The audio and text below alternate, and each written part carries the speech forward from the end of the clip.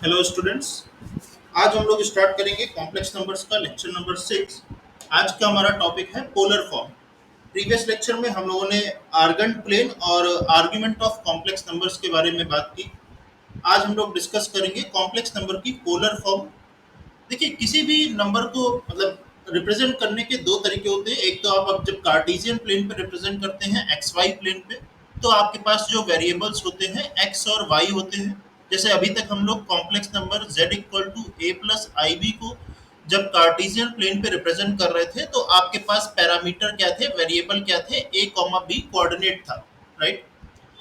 Polar form में जो आपके पास वेरिएबल होते हैं वो होती है ओरिजिन से उस कोऑर्डिनेट की डिस्टेंस आर, और दूसरा वेरिएबल होता है आपके पास वो जो जॉइनिंग लाइन है ओरिजिन और उस पॉइंट को जॉइन करने वाली लाइन का एक्स एक्सिस से एंगल थीटा।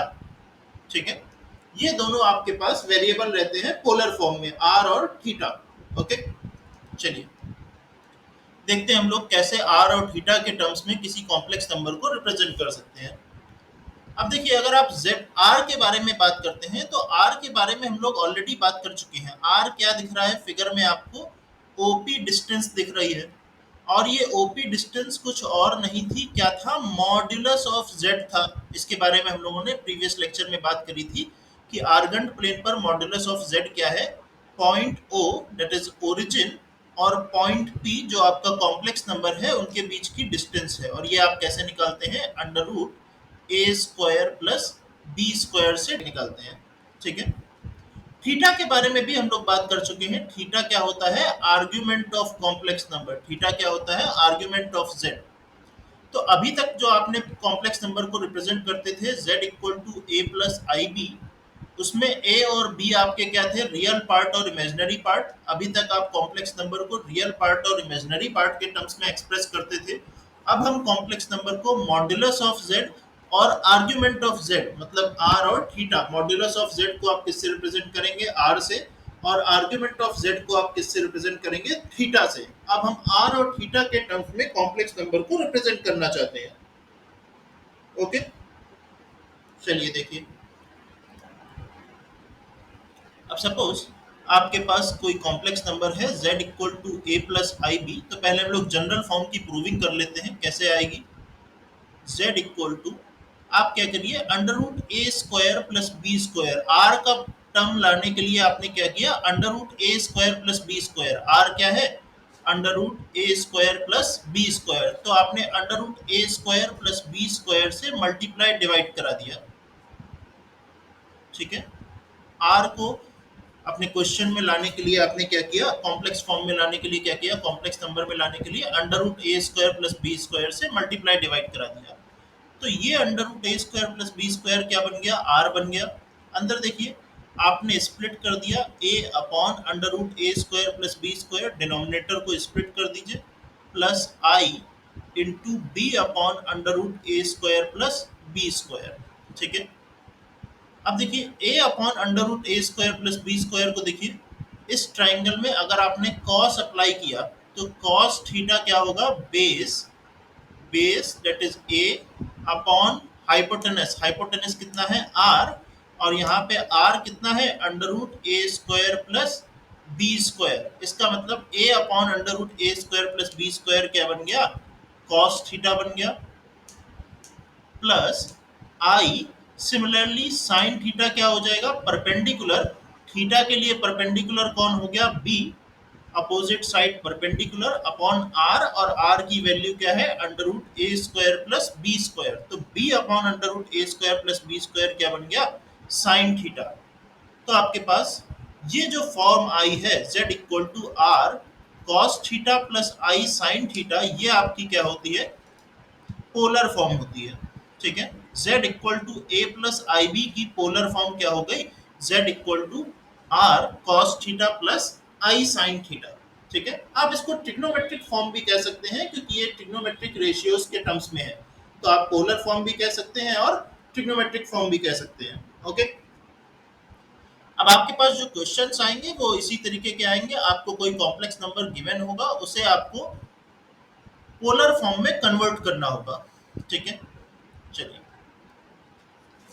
अब हम लोग एक एक एग्जांपल लेकर पोलर फॉर्म में कन्वर्ट करते हैं। उसके पहले हम लोगों ने लास्ट टर्म पे आर्ग्यूमेंट निकालना सीख लिया था। आर्ग्यूमेंट निकालने के लिए हम लोगों ने चार क्वाड्रेंट के क्वेश्चन किए थे। आपके पास चार क्वाड्रेंट्स होते हैं, first quadrant, second quadrant, third quadrant, fourth quadrant.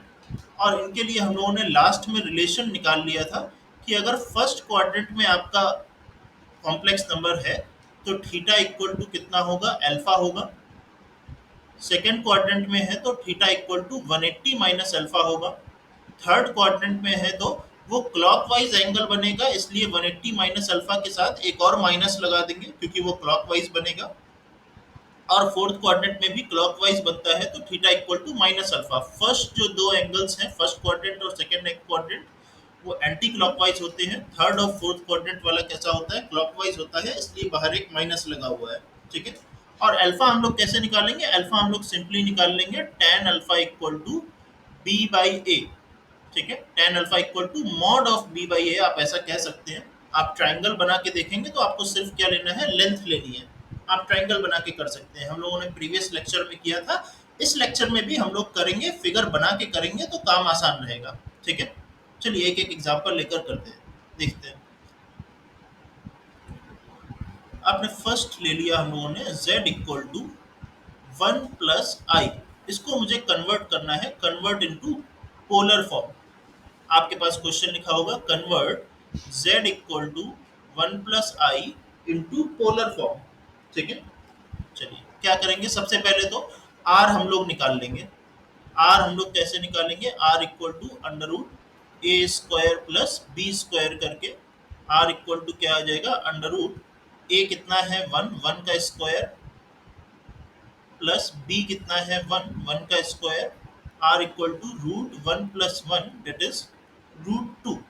ठीक है, जरा अब हम इसको प्लॉट भी कर लेते हैं। देखिए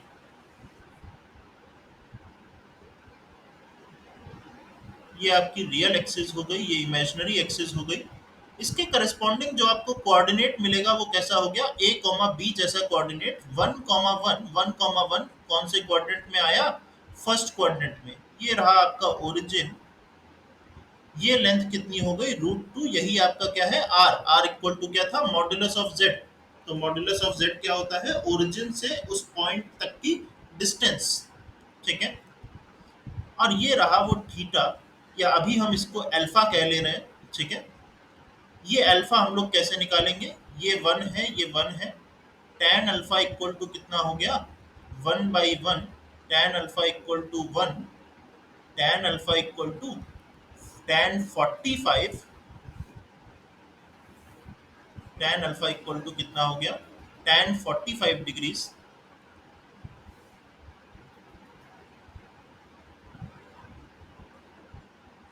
और अल्फा इक्वल टू कितना हो गया, 45 डिग्रीज। ठीक है, चलिए अब देखिए हम लोगों ने क्या किया था, थीटा, इसका मतलब हमारे पास कितना आ गया, थीटा फर्स्ट क्वाड्रेंट में है तो थीटा और अल्फा कैसे होंगे, सेम होंगे। थीटा क्या होता था, ये जो लाइन आपके पास बन के आ रही है ओपी लाइन, ओपी लाइन का पॉजिटिव रियल एक्सिस से एंटी क्लॉकवाइज एंगल क्या कहलाता है, थीटा। तो यहाँ पे थीटा मतलब आर्ग्यूमेंट ऑफ जेड भी कितना हो गया, 45 डिग्री। फिगर में आपको दिख रहा है कि वो दोनों कैसे हैं, सेम है। ठीक है, जो अल्फा है वही थीटा है। अब इसको देखिए पोलर फॉर्म में आपको एक्सप्रेस करना था, तो z इक्वल टू हम लोग क्या करेंगे, रूट 2 से मल्टीप्लाई डिवाइड करा देंगे। Root 2 1 + i by root 2। क्या करिए, रूट 2 1/√2 प्लस 1/√2i। और थीटा आपके पास कितना है, अब आपको पता चल चुका है कि आपका आर्ग्यूमेंट ऑफ z कितना है, 45 डिग्री है। और आपको पता है, ये देखिए cos 45 कितना होता है, 1/√2 होता है, प्लस आई साइन 45 भी कितना होता है, 1/√2 होता है। ये देखिए आ गया आपके पास r और थीटा की फॉर्म में, पोलर फॉर्म में ये कन्वर्ट होकर आ गया, वेयर r इज √2 यूनिट्स। देखिए यूनिट्स लिखना ना भूलें, क्योंकि रूट r क्या है, एक लेंथ है, तो √2 यूनिट्स लिख दीजिए आप। और थीटा कितना हो गया, 45 डिग्री। ठीक है, ये फर्स्ट क्वाड्रेंट का क्वेश्चन था जहां आपको कोई प्रॉब्लम नहीं होनी चाहिए। ठीक है, चलिए सेकंड क्वाड्रेंट का एक क्वेश्चन करते हैं।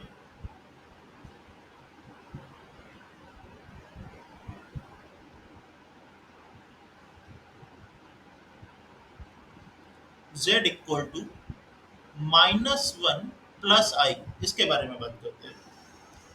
अब इसका अगर हम लोग r निकालते हैं, r क्या होता है, modulus of z, that is under root A square plus B square. तो r इक्वल टू क्या आ जाएगा, अंडर रूट -1 का स्क्वायर प्लस b कितना है, 1 का square, r equal to √1 plus 1, r equal to √2 units.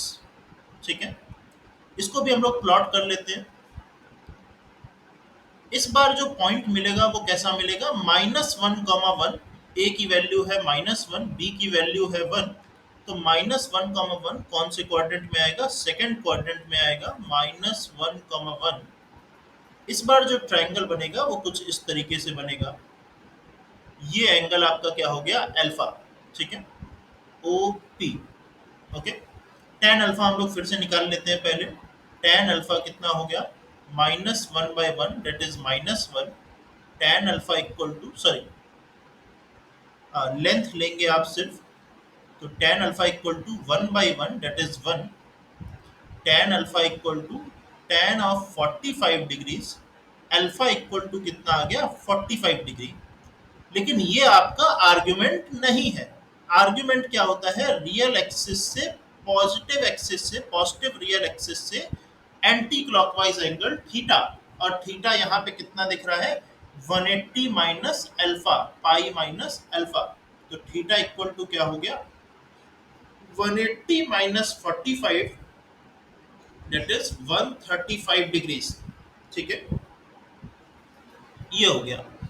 अब आप पोलर फॉर्म में कन्वर्ट कर लीजिए। आपके पास r है, थीटा है, z इक्वल टू क्या करेंगे, √2 से मल्टीप्लाई डिवाइड कराया, -1/√2 प्लस 1/√2 आई, ऐसा आ जाएगा। और z इक्वल टू √2 -1/√2, अब किसकी वैल्यू हो जाएगी, cos थीटा। थीटा मतलब 135 डिग्री। थीटा कितना है, आर्ग्यूमेंट ऑफ z कितना है, 135 degree, plus I sign 135 degrees. ठीक है, ये आपके पास पोलर फॉर्म आ गई, जहां पर r कितना है, √2 यूनिट्स, r कितना है, √2 यूनिट्स, और थीटा कितना है, 135 डिग्रीज। ये सेकेंड क्वाड्रेंट के कॉम्प्लेक्स नंबर का सॉल्यूशन हो गया पोलर फॉर्म में कन्वर्ट करने के लिए। ठीक है, चलिए एक थर्ड क्वाड्रेंट का करेंगे और एक फोर्थ क्वाड्रेंट का भी।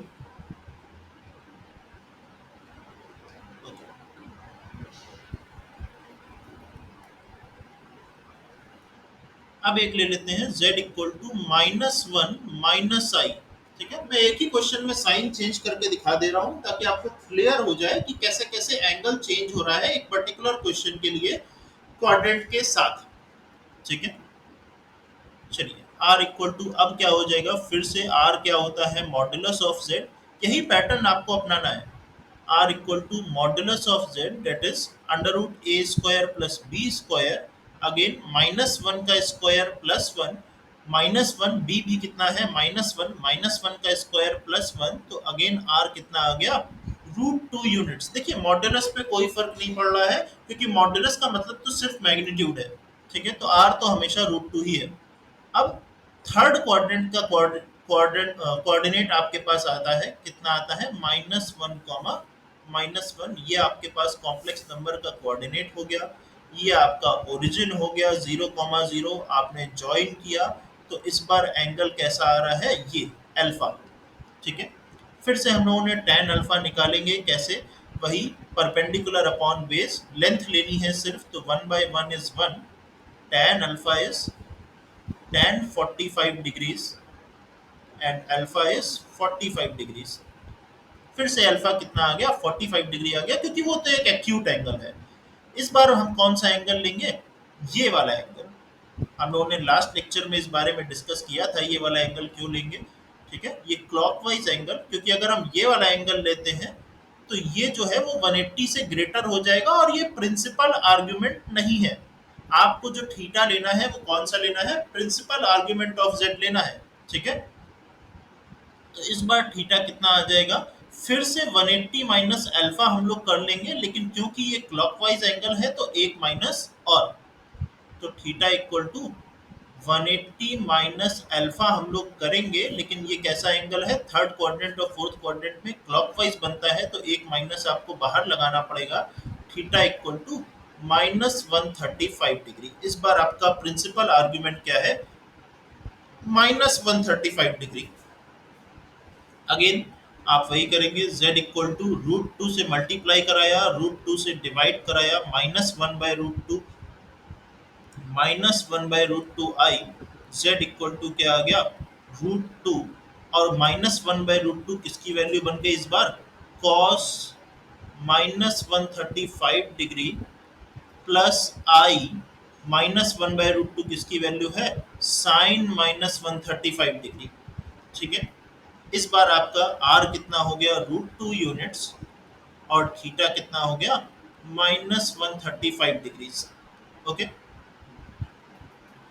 ये आपका थर्ड क्वाड्रेंट का एंगल हो गया। अब चलिए एक लास्ट क्वेश्चन और कर लेते हैं हम लोग फोर्थ क्वाड्रेंट का। अगर आपको कोई डाउट होता है बच्चों, तो आप कमेंट करके पूछ सकते हैं मुझसे। ठीक है, चलिए लास्ट क्वाड्रेंट का, फोर्थ क्वाड्रेंट का एक क्वेश्चन करते हैं। सपोज आपको z गिवन है 1 - i।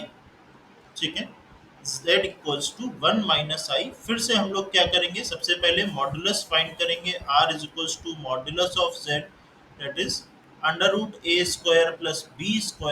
r इक्वल टू 1 का स्क्वायर इज 1, और -1 का स्क्वायर वो भी कितना हो जाएगा, +1। तो फिर से 1 + 1, r इक्वल टू कितना आ गया, √2 यूनिट्स। ठीक है, चलिए अब इसको प्लॉट करके देख लेते हैं कौन से क्वाड्रेंट में आएगा। फोर्थ क्वाड्रेंट में क्या पॉइंट आएगा, 1, -1, a, b जैसा पॉइंट है। a की वैल्यू है 1, b की वैल्यू है -1। ठीक है, आपने ओरिजिन से ज्वाइन किया, तो इस बार जो ट्रायंगल बन के आ रहा है वो कुछ इस तरीके से, ये एंगल अल्फा हो गया। अगेन आपने tan अल्फा की वैल्यू निकाली, tan alpha is 1/1, tan alpha is 1, और 1 कितना होता है, tan में 45 डिग्री होता है, तो अल्फा इक्वल टू क्या आ गया, फिर से 45 डिग्रीज आ गया। ठीक है, इस बार थीटा कितना हो जाएगा, आप एंगल कैसे आ रहा है, क्लॉकवाइज आ रहा है, तो थीटा इक्वल टू क्या हो जाएगा, -45 डिग्रीज। ठीक है, ओके। फिर से z इक्वल टू क्या करेंगे, पोलर फॉर्म में कन्वर्ट करने के लिए √2 से मल्टीप्लाई डिवाइड कराया, z equal to √2 within bracket 1/√2 -1/√2 i। z equal to क्या आ गया, √2, और 1/√2 किसकी वैल्यू बन गई, cos -45 डिग्री। 1/√2 किसकी वैल्यू है इस बार, cos -45 degree plus I sign -45 degree. ठीक है, ये आपकी पोलर फॉर्म आ गई 1 - i की, जहाँ पे r की वैल्यू कितनी है, √2 यूनिट्स, और थीटा कितना है, -45 डिग्री। ठीक है, ये आपकी पोलर फॉर्म हो गई। ओके, थीटा कितना हो गया, -45 डिग्रीज। चलिए यहाँ पे आपका कॉम्प्लेक्स नंबर का जो चैप्टर है वो भी फिनिश होता है। नेक्स्ट आगे के लेक्चर्स में हम लोग इसको एनसीईआरटी की बुक्स के क्वेश्चन सॉल्व करेंगे। अगर आपको कोई डाउट है तो कमेंट में आप क्वेश्चन करके पूछ लीजिए। Okay, thank you.